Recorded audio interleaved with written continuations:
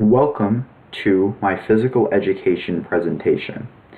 Here I'm going to be discussing all of the activities related to physical education that I have completed over the course of the last semester from August 13th, 2017, which was the beginning of the semester for me, up until today, which for me is December 20th, but for anybody who's going to be watching this presentation, it should be January 2nd, 2018. So, without further ado, I will begin and I will dive into the presentation. So let's get started. Welcome to my presentation. This is basically the introduction that I just gave, so I'm going to immediately dive into the actual presentation.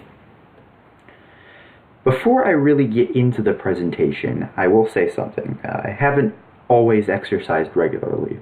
In fact, from the time that I was 9 years old to the time that I was about 12, I was a good bit overweight. Probably about 20 pounds overweight. And I can't pin this weight on my metabolism, which is pretty normal, but rather on my eating habits at the time, which were rather undisciplined. And I show a photo of Snyder's of Hanover jalapeno pretzels, which I say I craved since I was an infant.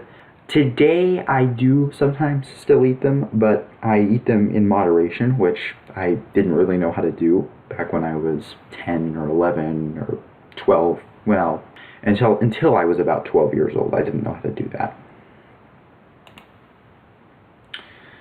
I've had enough. Eventually, I had had enough with my eating habits. I can remember one day in July or August of 2013 when I decided that I was going to significantly limit the amount of snacks that I would digest over the course of a day, and I actually followed through on this decision. By this point, I was about 115 pounds. By about January of 2014, I was down to maybe 90 to 95 pounds. But even though I had lost this weight, I only lost it through more disciplined eating habits, not through exercise. In fact, the most exercise I got during this time was occasionally swimming in the summer when I was on the swim team. And because I'm not very athletic by nature, I haven't really been a huge fan of playing sports. I don't know if, just a little reflection, I don't know if I'd say I'm not athletic by nature. I haven't played a ton of sports, so it's kind of hard to judge, but sports in general just never had a ton of appeal to me, so as I will dive into, I have had to find other ways to get my exercise in. My contemporary life. It was in the summer of last year, 2016, not 2017, that I finally decided that I wanted to begin exercising somewhat regularly. Over that summer, I biked for 30 to 45 minutes a day on average on an indoor treadmill. In November of that same year, I got a gym membership and decided to start going to the gym regularly, and since then I've developed consistent habits of running and weightlifting, which I'm about to discuss. I generally exercise to some extent or another every day of the week. Some days I'll only just walk my dog and maybe get a little weightlifting in. Other days I'll weightlift, jog, walk, and bike. I average maybe 45 minutes of, quote, intense exercise a day, which includes weightlifting and running. I certainly could be doing a bit more than I am right now, but I won't sweat too much over that. As I've already implied, I don't play any organized sports, so I have to get my exercise in through other means. And I do this by running either outdoors or on the elliptical or treadmill indoors, depending on the weather. I go to the gym probably 4 to 5 days a week to get in weightlifting, and I engage in some sort of intensive physical activity 6 or 7 days a week. So at this point you may be wondering how much I can, quote, lift. Well, I mean, there's no way to quantify that.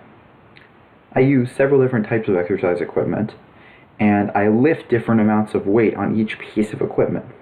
For instance, while I can only curl 15 reps straight of 65 pounds, I can bench press close to 150. Please note that I may have inadvertently inflated these measurements, for I use a machine and not an actual physical weight, usually. Aside from weightlifting, I will sometimes swim, shoot hoops outside, or run football routes with my 14-year-old brother. What's the point? If there were any questions on your mind while listening to this presentation, this probably wasn't the first one. May not have even been a question at all. After all, we kind of all know what the point of exercising is. But on the next few slides, I will provide you with some statistics that may convince you to start exercising frequently if you're not already. Study number 1, Exercise and Obesity. A 2011 report from the British medical journal, The Lancet, suggests that by the year 2030, half of all adults in the United States may be obese.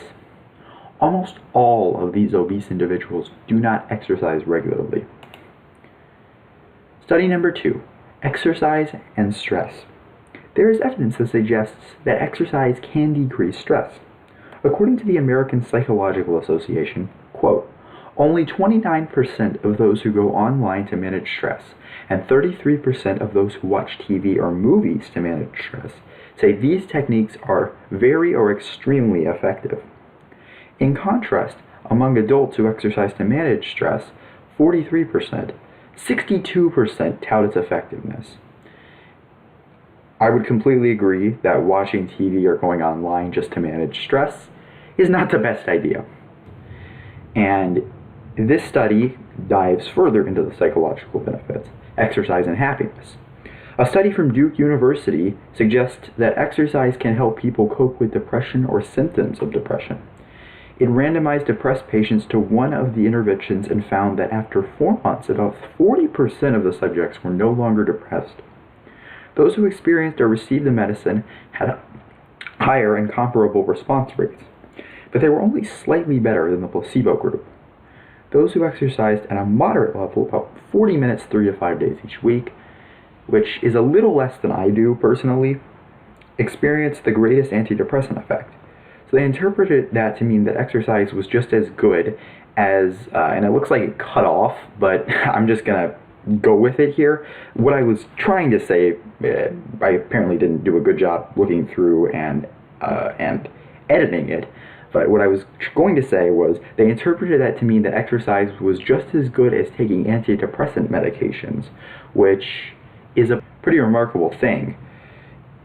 Aside from just all the other benefits, it's basically in and of itself, according to this study at least, and there are many others, and probably some others which would refute the assertions made in this study, but according to this study, exercise is basically the same thing as taking medication.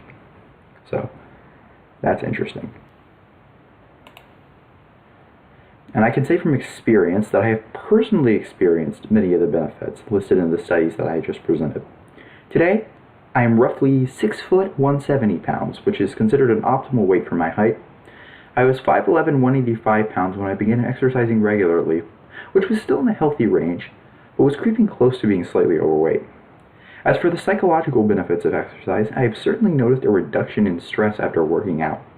Ironically, this reduction in stress tends to occur after I put my body under, well, stress. I have also noticed an improved mood after exercising, which is consistent with the third study's analysis. El fin, the end. Thank you so much for listening to and viewing my presentation. I hope that you got something out of it, even if it was somewhat lengthy and drawn out at points.